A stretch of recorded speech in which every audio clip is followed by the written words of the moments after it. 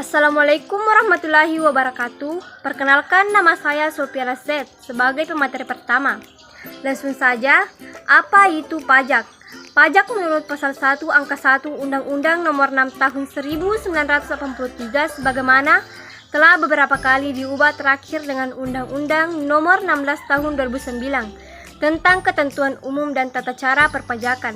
Perpajakan adalah kontribusi wajib kepada negara yang terhutang oleh orang pribadi atau badan yang bersifat memaksa berdasarkan undang-undang dengan tidak mendapat timbal balik secara langsung dan digunakan untuk keperluan negara bagi sebesar-besarnya.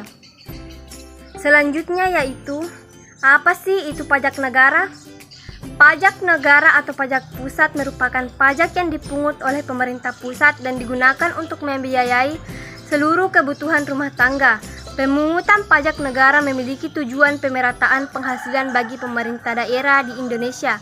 Bagi hasil diperlukan untuk menjaga kelangsungan negara kesatuan Republik Indonesia sebagai wujud keseimbangan penerimaan antara pusat dan daerah atas pajak yang dipungut oleh negara atau pusat dan bersumber berada di Indonesia.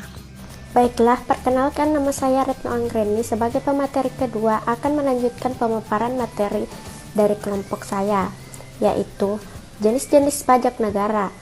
Jenis pajak negara yang pertama yaitu pajak penghasilan atau PPh. Pajak penghasilan adalah pajak yang dibebankan pada penghasilan perorangan, perusahaan, atau badan hukum lainnya. Pajak penghasilan dapat bersifat progresif, profesional, atau regresif. Yang kedua, pajak pertambahan nilai atau PPN.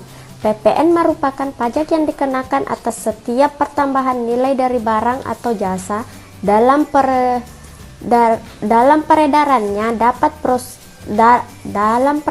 dari produsen ke konsumen.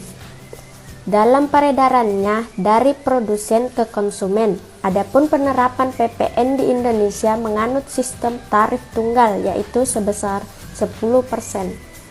Sekian dan terima kasih. Baiklah, nama saya Nurmiati. Saya akan melanjutkan materi yang telah dibacakan, yaitu mengenai jenis-jenis pajak negara. Bea materai. Bea materai adalah pajak yang dikenakan atas dokumen-dokumen seperti surat perjanjian, akta notaris, kwitansi pembayaran, surat berharga, dan efek, di mana dokumen-dokumen tersebut memuat jumlah uang atau nominal di atas jumlah tertentu sesuai dengan ketentuan perpajakan. Kemudian cukai. Cukai adalah pungutan yang dilakukan oleh negara secara tidak langsung kepada konsumen yang menikmati atau menggunakan objek cukai. Baik, sekian dari saya. Selanjutnya yaitu pajak bumi dan bangunan atau PBB.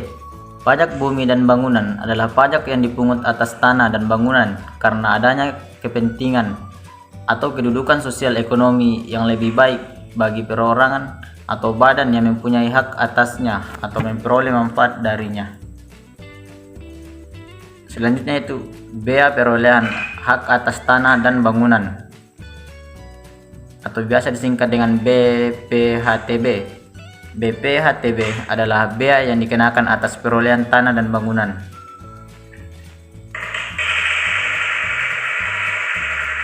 Cukup sekian materi yang sempat saya sampaikan. Assalamualaikum warahmatullahi wabarakatuh.